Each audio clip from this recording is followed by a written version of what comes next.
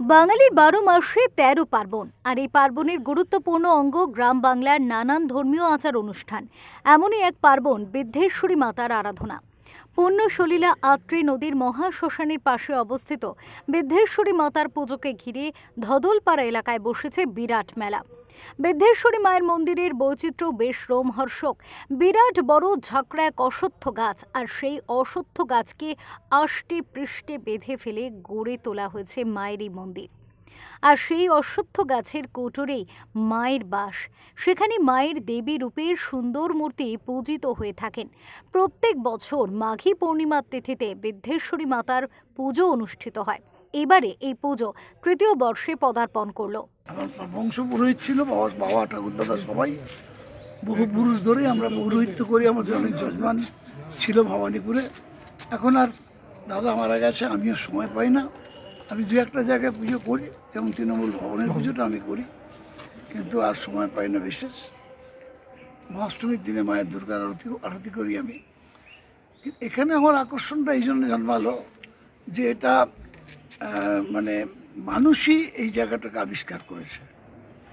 এই জায়গাটা পুজো হয়তো অনেক দিন ধরে হতো, কিন্তু এটা যে একটা পীঠ, মায়ের নাকি এখানে অংশ পড়ে শরীরের 52 পীঠ বলা হয়, তার মধ্যে একটা অংশ নাকি এখানেই পড়েছে। কিন্তু সেটা দেখে আমি সত্যি বিস্মিত হয়ে গেছি যে অরিজিনাল মন্দিরটা নিচে চলে গেছে প্র্যাকটিক্যালি প্রায় সবটা, কিন্তু সেটা দাঁড়িয়ে আছে না গাছের ওপরেতে। মানে মা নিজের মন্দির যেন নিজেই রক্ষা করছেন, এরকম একটা ব্যাপার মনে হলো দেখে আমার। কথিত আছে দেবী চৌধুরানীর আরাধ্যা দেবী ছিলেন এই আত্রেয় নদীর পাড়ে ধদলপাড়ায় অবস্থিত বিদ্ধেশ্বরী মাতা। ডাকাতি করতে যাওয়ার আগে এখানে পুজো দিয়ে তবেই ডাকাতি করতেন দেবী চৌধুরানী। জাগ্রত দেবীর প্রতি সেই বিশ্বাস আর জনশ্রুতির টানে সুদূর কলকাতা থেকে ছুটে এসে মায়ের পুজোয় এদিন সামিল হয়েছিলেন রাজ্যের মন্ত্রী শোভনদেব চট্টোপাধ্যায়। পুজো সেরে কলকাতায় ফিরে যাওয়ার আগে বিদ্যুৎ মন্ত্রী শোভনদেব আরও বলেন, তাদের মুখ্যমন্ত্রী বিভিন্ন এলাকার উন্নয়নের জন্য সদা সচেষ্ট। তাই এই অপূর্ব পরিবেশে ও মায়ের মাহাত্ম্যকে ঘিরে উন্নয়ন প্রকল্প যেমন হোমস্টে এবং এলাকার যাতায়াতের পরিকাঠামো নতুনভাবে গড়ে তোলার বিষয়ে তিনি সচেষ্ট হবেন, যাতে এলাকার মানুষের কাছে নতুন রূপে সামনে আসেন দেবী।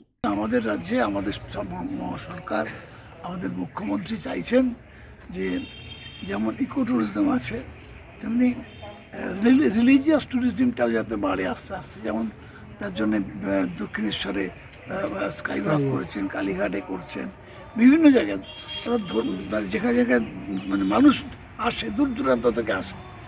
আসা মানেও তো একটা বিজনেস বলা যেতে পারে, মানুষ আয় যাতায়াত হলে সেটার জন্য। কিন্তু এটা সত্যি একটা জায়গা আছে, আগামী দিনে এটা খুব বড় একটা আকর্ষণীয় জায়গা হবে বলে আমার বিশ্বাস।